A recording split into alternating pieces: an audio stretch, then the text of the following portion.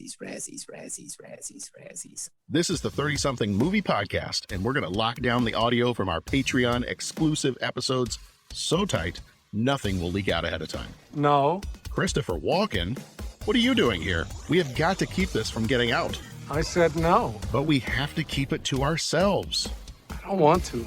If people hear the preview, they're going to flood our Patreon with more supporters.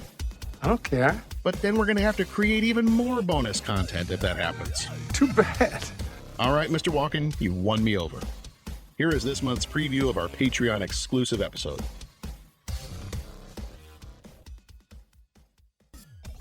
It is the 30-something movie podcast. This is one of our Patreon co-executive producer specials. So if you are one of our Patreon co-executive producers, hi there. All right. Well, this episode is on the Razzies of 1992. Razzies. We go from giving you our best to talking about the worst. Yeah. So that's what this episode is. If you recall, last year we did an episode on the Razzies of 1991. It was episode 381. And we talked about, Return to the Blue Lagoon. Yeah. We talked about Nothing But Trouble. Let's see. Yeah, that was that Dan Aykroyd one. Chevy Chase. We talked about Hudson Hawk, which you and I decided was an okay movie.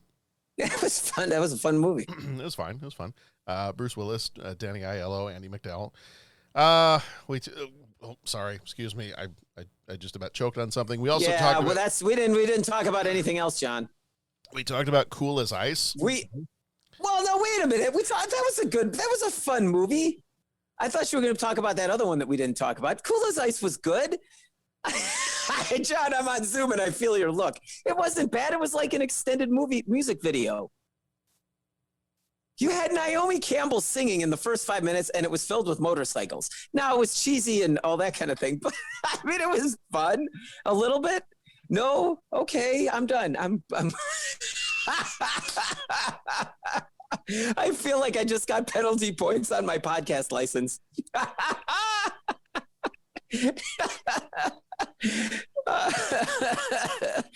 Okay. All right. I'm trying to let you figure out whether I froze on Zoom or whether I was just trying not to say anything. I saw the vein. I saw the vein pulsating in your temple. Good. So yeah. You know what? Man. I have given a name to my pain, and apparently it's movies with the word cool in the title. Okay. All right. Cool all World, right. Okay. Cool as Ice. All right. You know what, though? You know what, though? For next year, I've never actually seen Cool Runnings. That could be good. Wait, Cool Runnings is the bobsled one, right? The Jamaican bobsled team. Oh, that's a really good movie. Yeah, I have not seen that one. I've seen bits and pieces, but I have not seen the whole thing. So maybe that will break my my cool rule. That'll break your cool rule. Okay. Third time's the charm on that one. All right. Third time's the charm. All right. Okay. Well, if anybody wants to go back and check out our Razzies of 91 episode, that was back in episode 381 that came out last year. So go check that one out. This time around, though, we actually, our list of Razzies that we're going to be talking about, we're actually going to skip two of the 5 movies that were nominated for Razzie Award 1992 for Worst Picture, because we've already talked about them. One of them is The Bodyguard, and one of them is Newsies. So, and you know, I don't want to break up the flow. I mean, because if we don't want to stop the flow, especially okay. But you know, my question is, I like Newsies and I like The Bodyguard. So, what's wrong with me? Don't answer that question. Mm-hmm. But like, what qualified? And you actually just said it. They were nominated for Worst Picture. Mm-hmm. So, I mean, what was the qualification behind that? What was? And I know that we hadn't planned to talk about it, but I'm just kind of curious because it's like, you know, okay, maybe there's some universal like, okay, this wasn't a good picture. Boy, this person, the acting wasn't, so that was what the nomination was. But do you get what I'm saying? Like, I'm wondering what the criteria would be. Yeah. Yeah, I think, most times, most times it kind of comes down to the writing, the acting. I mean, you've got Razzie Awards just like you have Oscar Awards. So you have like worst actor, worst story, worst, all those different awards. So, I think it's, here, the current awards are worst picture, worst director, worst actor, worst actress, worst supporting actor, worst supporting actress, worst screenplay, worst prequel, remake, ripoff, or sequel. But that one didn't start until 1994. And then they have a couple of them that are that started much later, like 2013. Worst Screen Combo and Razzie Redeemer Award. Not quite sure what those are. They had some others that they do not have anymore. Worst Original Song, Worst New Star, Worst Musical Score, Worst Visual Effects, Worst Screen Couple, Worst Screen Couple, Worst Screen Ensemble, and Worst Screen Ensemble. So, yeah. Yeah, so those are all the awards. But like I said, I mean, I know like last time we did this, there were some movies that were like, oh, yeah, okay, I guess, like your take on Cool in the Gang or whatever it was called. Ice. What was it? I've pushed it out of my mind. Cool as Ice.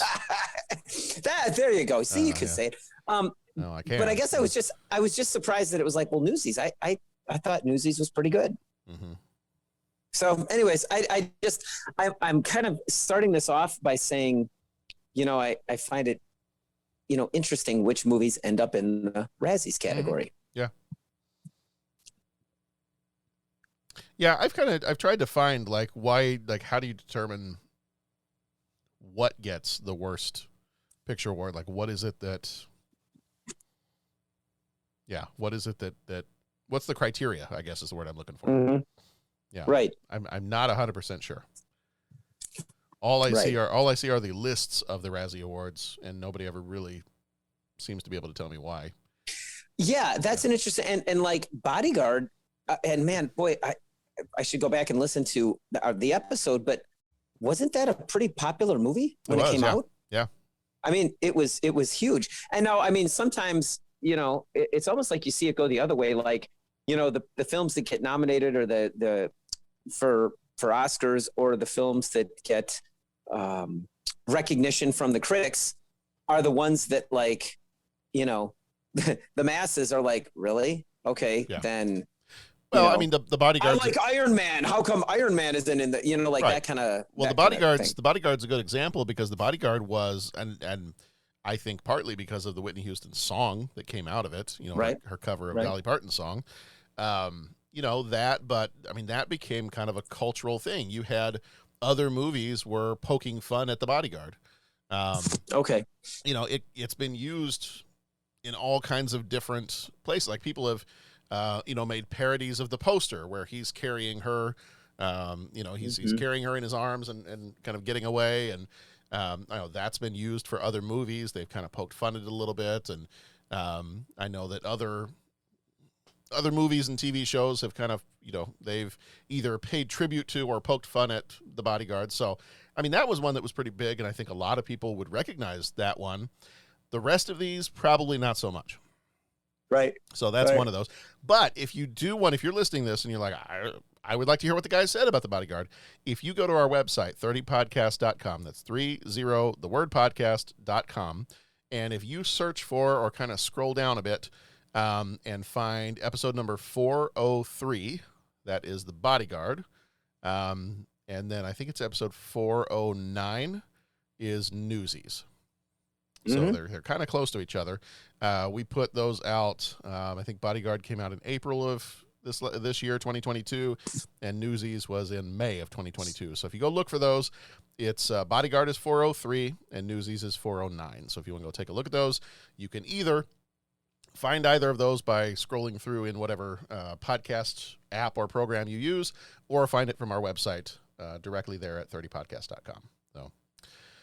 All right, so the ones that we will talk about tonight, so the Bodyguard and Newsies, those are on the list. The ones that we will be talking about tonight are Shining Through, Christopher Columbus, The Discovery, and Final Analysis. So those are the ones. And I will you want me to tell you now which one won Worst Picture, or do you want to wait till the end? You want to talk about them first and then have me tell you? Yeah, man. Let's delay gratification. Okay. All right.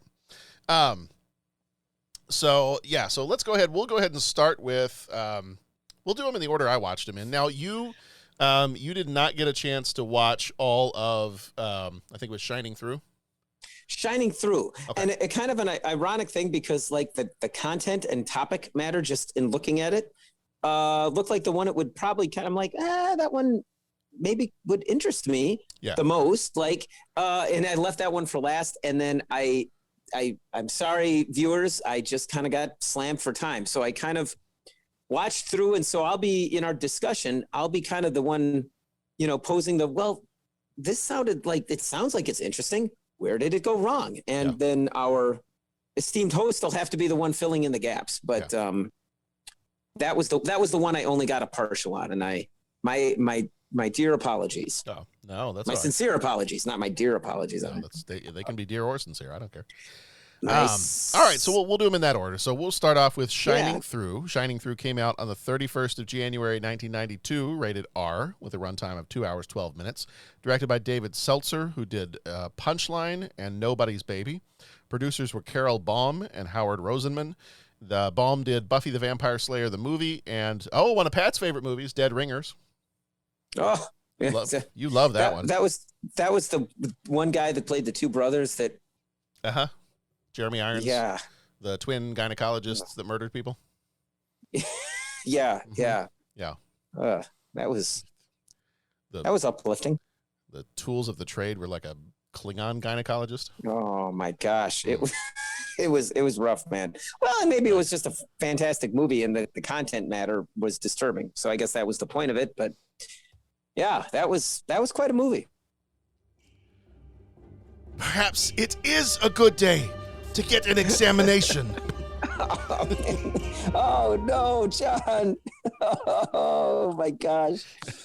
Oh man, I got so many like waiting on tap that like every group will come after us. We'll have to keep that on the After Dark one. Yeah. The Klingon gynecologist, that's right. Oh jeez. Oh man.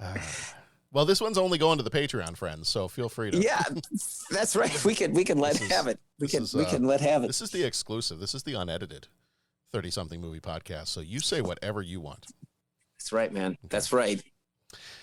Let's see. And then Rosenman also did Buffy the Vampire Slayer and The Family Man. Writers for this one, Susan Isaacs wrote the novel it was based off of, and David Seltzer did the screenplay. Isaacs also wrote Hello Again and Compromising Positions. Seltzer wrote The Omen and Dragonfly. Cinematography was done by Jan de Bont, who did Die Hard and The Hunt for Red October. Editor for this one was Craig McKay, who did Silence of the Lambs and Philadelphia. Music was done by Michael Kamen, who died in 2003, did the music for X-Men and Event Horizon. Could not find budget information for this one, but the box office was $43.8 million, so not terrible. Like that's not it's not a bad box office. I mean, it's not going to blow anybody away, but it's not terrible. Audience score on Rotten Tomatoes confirms. I mean, it's pretty good. Yeah, Flickmetrics, which combines Rotten Tomatoes, IMDb, and Letterboxd, gives it a 56. What did Rotten Tomatoes give it? I thought it was in the 70s. I thought Rotten Tomatoes said 74. Well, Flickmetrics averages Rotten Tomatoes, IMDb, and Letterboxd, so that's why it could be a slightly different score. So what was it again on Rotten Tomatoes? I thought the audience score was 74%. 74? Okay. So, I mean, we've talked before, Rotten Tomatoes sometimes can be, inflated one way or the other. Yeah. Cinema Score gives this one a B+. Starring, so B+, so not bad. I mean, people who went to see it did not think it was a terrible movie. Starring Michael Douglas as Ed Leland. He was in Wall Street and Fatal Attraction. Melanie Griffith as Linda Voss. She was in Working Girl and Body Double. Liam Neeson as Franz Otto Dietrich. He was in Schindler's List and The Grey. Let's try that one more time. Joely Richardson was Marguerite von Eberstein. She was in King Ralph and Event Horizon. And then John Gielgud, who died in 2000, played Sunflower. He was in Arthur and Shine. Just before World War II, spirited New Yorker Linda Voss goes to work for an international lawyer and secret Office of Strategic Services spy, Ed Leland. As they fall in love, the United States joins the war against Hitler. Linda agrees to work covertly for Ed, spying behind Nazi lines.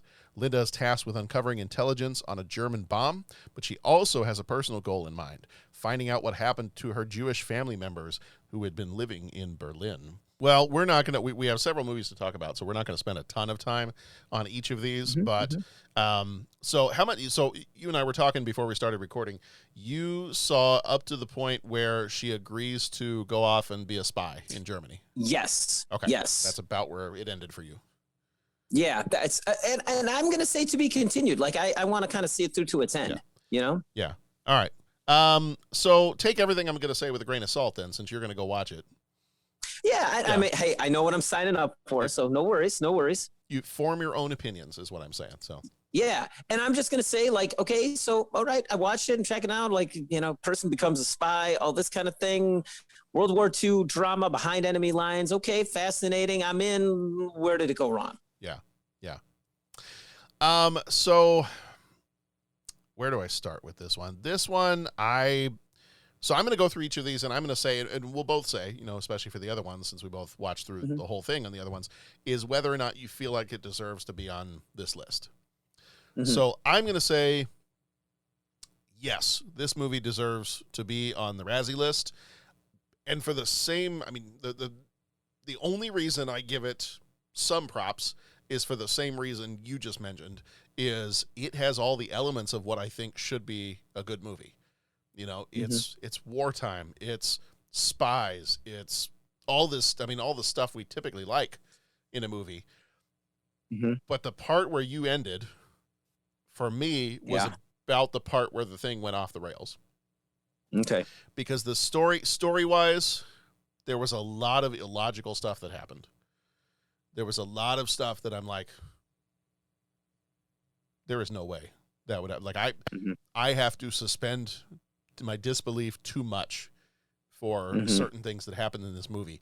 What was I did read the Roger Ebert review of this from 92, and what did he call it? He called it the idiot plot. And his definition, I think, of the idiot plot was something along the lines of, if these people were, oh God, I'm going to forget what it was. It's something along the lines of, if these people were any more idiotic than they were, the movie would be over in like 5 minutes. yeah, that he can turn a phrase. I'll give him that. You know what? I want to go find it because I'm butchering it when I'm trying to go through this. Here it is. So this is his review from January 31st of 92. He gave it 2 stars, and he says, this is good pod where I'm Googling stuff. Yeah, and singing filler music. Yeah, it's great pod. It'd be great if I could find what I was looking for. Oh, there we go. Here we go. This is our old friend, the idiot plot, all the way. You know, where the movie would be over in 10 minutes is if everyone in it weren't an idiot. So, and I will tell you why. Because partly, this movie doesn't know what it wants to be. Like, once you get into that, but once you get into the part where you left off, it's like, all right, so is this a romance? It has been up to this point. But is it a spy movie? Maybe. Is it a Holocaust survivor movie? Maybe, because she's being interviewed. You know, this whole thing is a flashback. She's being interviewed like 40 years later or whatever. Is it a comedy? Inadvertently, yes, in some parts. So I'm going to go through. I think most of my review of this one is going to be me nitpicking certain scenes that just made me go, huh? So when all right, I'm going to start. And normally, I mean, you know me, unless it's Cool World, I don't like to really badmouth anything. Sure. Right. But I have decided, what do Greatest Generation guys, what do they call it? Mount Armus, when they have their least favorite movies, they go on Mount Armus. Yep. Okay, so if I had a Mount Armus, or if I had a Mount, I'm going to call mine Mount Goldthwait because of Bobcat Okay. Goldthwait. Right. So All right. actors or actresses that just bother me. It doesn't necessarily mean they're bad. It grates on my nerves. So Bobcat Goldthwait is on there. Woody Allen is on there. I think I got to put Melanie Griffith on there. Okay. Her mannerisms, the way she talks, she is to have someone narrate the voiceover of this movie, and for it to be like this, and I was going to Germany where I was going to be a spy, and I was blah blah blah blah blah blah blah, like flames on the side of my face, burning flames. So no, worst narrator ever. I'm going to give her that award. She wins that one. Also, worst spy ever, because she and this movie this is where I think the whole thing was kind of disjointed. The writing, it didn't know what it wanted to be. It didn't know what kind of movie it wanted to be. The characters would often do things that, according to Ebert's idiot plot, it should have gotten them killed at least half a dozen times over in these situations. It jumps back and forth between speaking English versus speaking German. Okay. I'm like, okay, so if you don't want to tax your audience too much, and your audience is an American audience, sure, have your characters speak English, maybe in a German accent. If you're lucky enough to not have Kevin Costner in your movie, you could speak in a German accent, and you could do it that way. This movie chooses to do some in German, some in English, okay, and some in sometimes mixing it back and forth. Okay. So I had some problems with that piece of it too. That's maybe a little bit more nitpicky than others, because American movies especially tend to do that. They don't want to tax their audience's brain too much, so they don't have it be in a foreign language for too much of the movie. Right. Okay, so let's get into when she goes over and she becomes the spy. She's put in a situation where she is supposed to cook, and she is supposed to wow these people. Okay. And she totally butchers it. Okay. She serves soup it's like a cucumber soup. It's supposed to be cold. She serves it hot. Well, that's the big one. Yeah, that's the giveaway. That's a big one. But then she also serves meat. I don't know if it was it pheasant or was it something. She serves it. It's practically raw. So if you're going over to be a spy, and your cover story is that you're this great cook that you're going to have hired to be in the household of the guy who's Death Star plans you need to microfilm. That doesn't work. And then in the midst of all that, she spills soup all over Liam Neeson's character, who is supposed to be a high-ranking Nazi guy. Yeah. So at least 3 times during the dinner alone, she probably would have been executed in real life. Right. But according to Ebert, Siskel or Ebert? Ebert. According to the idiot theory is that the bad guys are idiots too, so no one notices. Correct. In fact, not only that, but Liam Neeson's character is so charmed by her, he hires her to be his nanny. Oh, okay. And to watch his children. Okay. Well, So then she ends up in his house and finding like secret passages and finding plans and things like that. And so it still works out that she can be a spy. She's just the worst spy ever. Yeah. I don't know about the raw pheasant. Like, is raw meat a thing? I don't know. Well, that's what they make up the excuse. It's like, well, this is how they prepare it in Switzerland or something like that. Okay. It's like, okay. Yeah, no, I think you just are a terrible cook. Yeah. So. Yeah. It's like the Friends episode. No, Dad, that's not how they fit pants. Right. Yeah. So there's that. One of the biggest ones, well, actually one of the most awkward lines of the movie, and if this was 30 Podcast After Dark, you can take this however you want. When she is, well, and you would have seen this part because it would have been in the part that before you had to leave off. The part where she's trying to convince him that she can do it. like that she can be sent to Germany. She can pretend to be a Berlin butcher's wife or something like, or a butcher's daughter or something like that. And she's trying to tell Michael Douglas that she is a good cook and that her food is going to taste like authentic German food.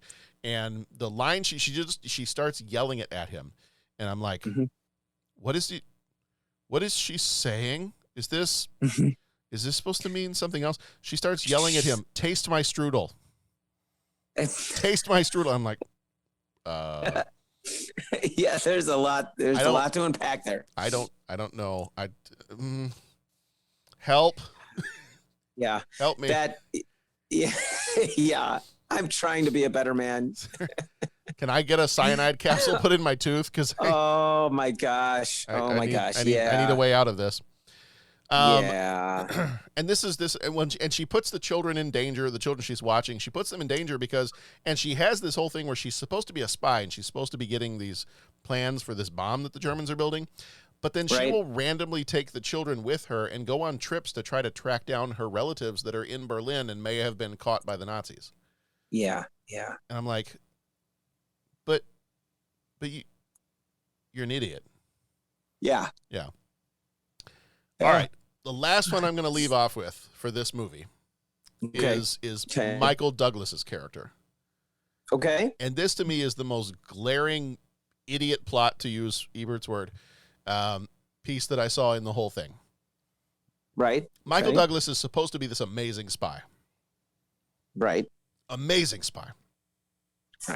Right. Later in the movie, there is a scene where you do actually see him doing some of his spy stuff. You know, he's dressed in a Nazi officer's uniform, but we learned earlier in the movie that he cannot speak German, so he goes undercover as an officer with a bandage around his neck and a little card that says, "I was shot in the throat. I can't speak." But the problem is, Pat, it gets worse. Yeah. Because not only can he not speak German, he doesn't understand German. Yeah, that's... How can you be an amazing spy in the midst of Nazi Germany when you don't understand a word that's being said around you? Right, yeah. That's... That broke the movie. By God is my witness, it broke the movie in half. Right. I mean, that would be like going to see Top Gun and Maverick isn't a pilot. Correct. Right? Like it would just, that's... There's a gap. There's a gap there that needs to be bridged. Yeah. Yeah, I don't know. And Maverick is as if Maverick is a caddy on a golf course. That's right. And they try to throw him in a jet and have him fly. Exactly. Yeah. Now, I guess the thing is that a lot of what you seem to be mentioning is things that are just like, why is it that way? Like, why write that into the movie? Yeah. Because I think you could just not write it into the movie. Correct. And it's not like there's some gap or something like that. You know what I'm saying? It's not like you're taking out a critical plot point. It's just the way that they... A lot of the movie just doesn't make sense. Some of the characterizations don't make sense. The situations they get themselves in, it does not make sense. The acting in the movie, other than just me not liking Melanie Griffith, because to me, she sounds kind of like a zombie that's been slightly warmed over. Other than that, the rest of it's not terrible. So, right. While there's a lot of problems with this movie, and I think that it does possibly deserve its place, on this list, I don't know that I feel like this is the worst of the movies that are on this list of 5. Okay. No, I get your comments. I'm going to finish it up and I'll look forward to putting them in place, because it just sounds like that. They just make some choices that are like, why did you do that? It doesn't need to be this way. Yeah. The movie makeup people also, from when you're going from the flashbacks to whatever time period it's supposed to be, like the 80s, I think it's supposed to be. When you get to her being interviewed later on by the BBC, I think it was. She does not look a whole lot older than she did in the 40s. Yeah. So it's supposed to be a span of 40 years. I mean, I'm not saying they need to do some of that, like Star Trek: The Next Generation season 2 old people makeup. Right. Where it's like oatmeal on their faces. Right. But she needed to be aged just a tad more. Yeah. Acknowledge the passing of time. That's all. Just an acknowledgement. Correct. Hey, thanks again for listening to the 30-something Movie Podcast's monthly Patreon preview episode. If you'd like to find the full episodes, head on over to freezeropodcast.com/donate. There you'll be directed to our Patreon page where you can join at any level of support to get access to these bonus episodes. There are other tiers of support available, but any level of support will get you access to the monthly bonus episodes. Everybody, thank you so much as always. Be excellent to each other. Go watch some good movies, and we'll see you back here next time.